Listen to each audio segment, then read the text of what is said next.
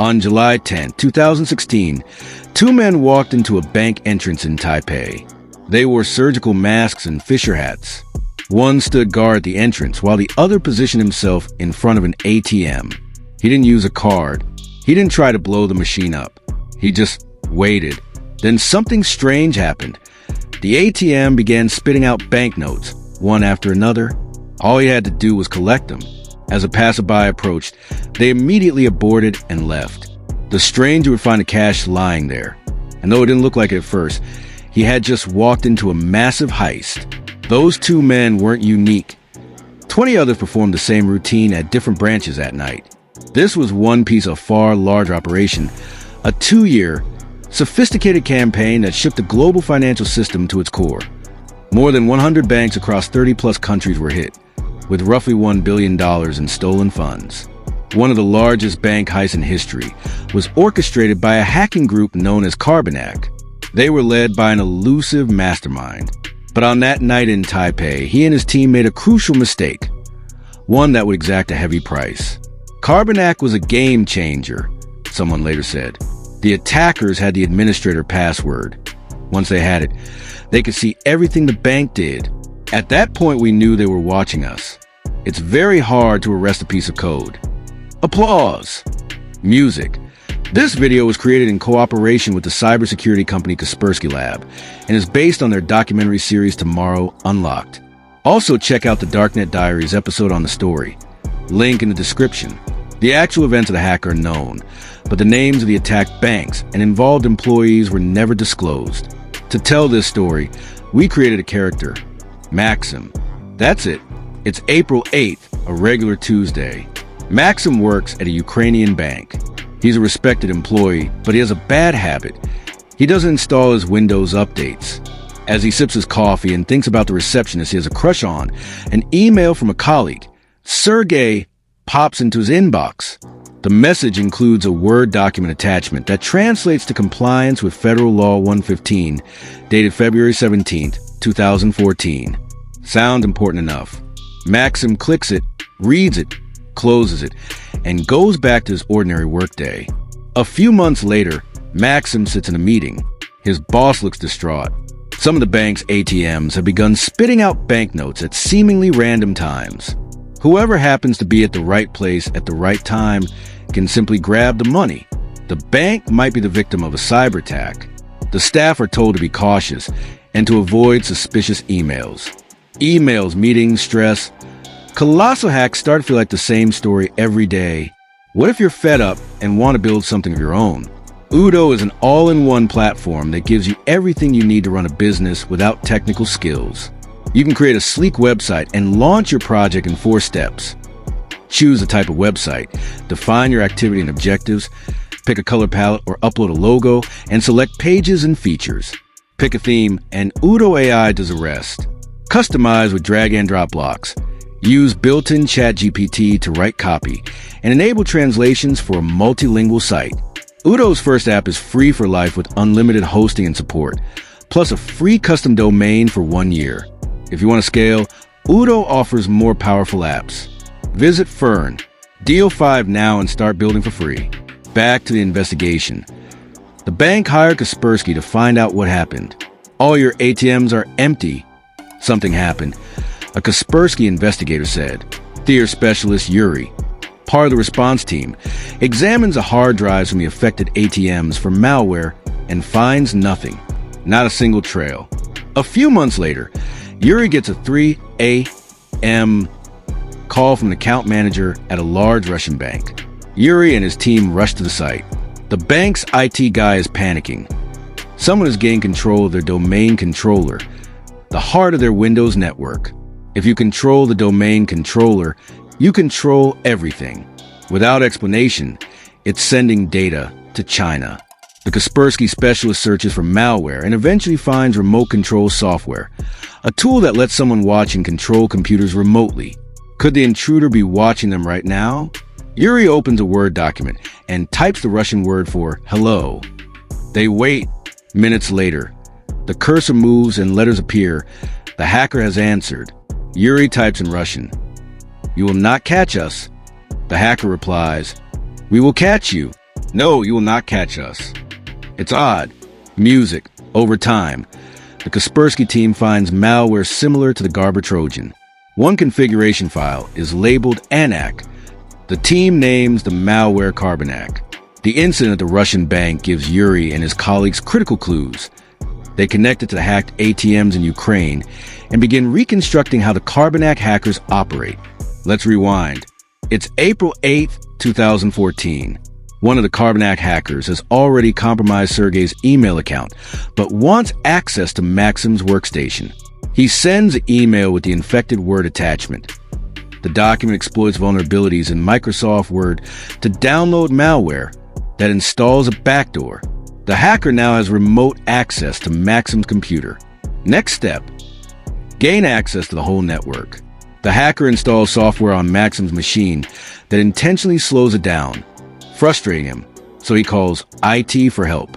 By the time the IT technician arrives, the hacker has also installed a keylogger. Now he can see everything typed on Maxim's keyboard. The IT guy needs to enter his admin password while investigating, and when he does, the hacker captures it. The hacker tries the password. Bingo! Once the hacker gained access to the domain controller and confirmed it was the same one, he could now search for computers in the network that control money transfers and ATMs. But he didn't launch an attack immediately. For months, he silently observed the employees managing transactions, studying every move they made. Once he fully understood how the entire process worked, he began to steal the money. The Carbanak group developed 3 distinct methods to carry out their thefts.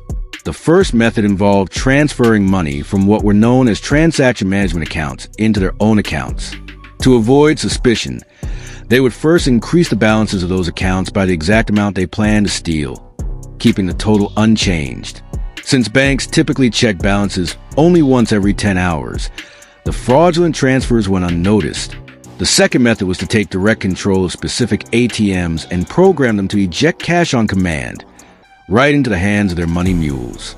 These mules were hired through the Russian mafia. They would collect the money, send it back to their superiors, and keep a small percentage of themselves. The third method was the most sophisticated. The hackers created several bank accounts under the names of their money mules, complete with debit cards. They ensured that each account had the same small balance. For example, $3.33. Then they altered the bank's database, changing that $3.33 to $1 million. Suddenly, every mule appeared to have $1 million in their account. They could simply use their debit cards to withdraw the cash. As a strange side effect of this database manipulation, some ordinary broke bank customers would suddenly find themselves appearing to be millionaires. The more the Kaspersky team learned about the Carbanak group's methods, the more they realized how complex and organized the operation truly was. Kaspersky soon teamed up with Europol, major European banks, and several national law enforcement agencies to track the hackers down. They managed to take down some of the group's servers, but the hackers quickly switched to new tools and continued operating under the radar. By early 2015, Carbanak had robbed at least 100 financial institutions in nearly 30 countries. Most of the victims were in Russia, but there were also attacks in the United States, China, and across Europe. Over just 2 years, they stole roughly $1 billion. They appeared unstoppable until someone made a mistake. Musical note, music. In July 2016, Carbanak targeted Taiwan's first bank. More than 70 million new Taiwan dollars were illegally withdrawn from 34 ATMs across 20 branches in Taipei and Taichung. But this time, the Taiwanese police acted with remarkable speed. Over 500 police officers were assigned to the case, reviewing CCTV footage from banks and nearby hotels. They identified 22 money mules, most of them Russian, with the rest from other Eastern European countries. 19 of them managed to flee Taiwan, but 3 remained in the country with the stolen money. Their faces were soon plastered across the local media. To escape, they needed to get rid of the cash quickly. One of them hid 2 sports bags filled with cash in Donghu Park, then fled to Yong County, where he was eventually captured. He led the police back to the hiding spot, but only one bag was still there. An elderly man had discovered the other bag and taken it home, likely believing it was a blessing from God. Meanwhile, another mule, known as Bobby, hid the rest of the stolen money in 2 suitcases and stored them in lockers at Taipei main station. Shortly afterward, 2 other Eastern European men arrived in Taiwan to retrieve the suitcases. They took them to a hotel and sat down for brunch, but before they could relax, the police stormed in. "Put down the knife. Stay calm. Don't move," officers shouted. The men were detained and escorted to their hotel room, where police discovered approximately $5 million in banknotes. The Taiwanese authorities eventually recovered 90% of the stolen money. The 3 captured money mules were sentenced to just over 4 years in prison.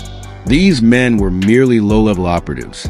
However, on one of their phones, investigators found photos of stacks of cash in different currencies, along with emails linked to the suspected leader of the Carbanak group. Following that lead, Europol, the FBI, cybersecurity experts, and multiple international agencies began an intensive global manhunt for the Carbanak Mastermind. March 6, 2018, Alicante, Spain. This is Dennis, a Ukrainian man living quietly with his wife and son. A private person, he rarely leaves his house. As usual, he spends his days coding, creating new malware. Dennis is one of the best in the world at what he does. To keep a low profile, he conducts nearly all his transactions in Bitcoin. At that time, he owns 15,000 Bitcoins, worth around $162 million in 2018, and worth over $1 billion today. But there are some things Bitcoin can't buy. Few real estate agents or car dealers accept digital currency, so Dennis still needs to use cash for certain purchases, and that leaves a paper trail. That's what tipped off the police. Authorities began tracking his financial movements and soon discovered his identity. When they raided his home, Dennis's laptop was still on and unlocked. The forensic team immediately began collecting evidence. Police seized 2 BMWs, jewelry worth $500,000, and of course, his cryptocurrency wallets. Still, the vast majority of the stolen $1 billion remains missing to this day. Experts believe Dennis K. was the mastermind behind the Carbanak operation, but he didn't act alone. Investigators estimate that between 10 and 30 people worked together to pull off the scheme. The same pieces of malicious code were later found being reused by different hacker groups, making attribution nearly impossible. It's very hard to arrest a piece of code, one cybersecurity researcher explained. By late 2018, 3 more Ukrainians suspected of involvement were arrested. Many experts believe that Russian cybercriminals like those in Carbanak, Cobalt Spider, and Joker Stash are allowed to operate freely by the Russian government, as long as they direct their attacks toward Western financial systems. As for Maxim's bank, it lost millions. And as we now know, all of it could have been easily prevented. The Carbanak group had exploited a Microsoft Word vulnerability that had already been patched 3 years earlier. But Maxim had been too distracted to install his Windows updates. So remember, keep your systems up to date. It might save your company millions.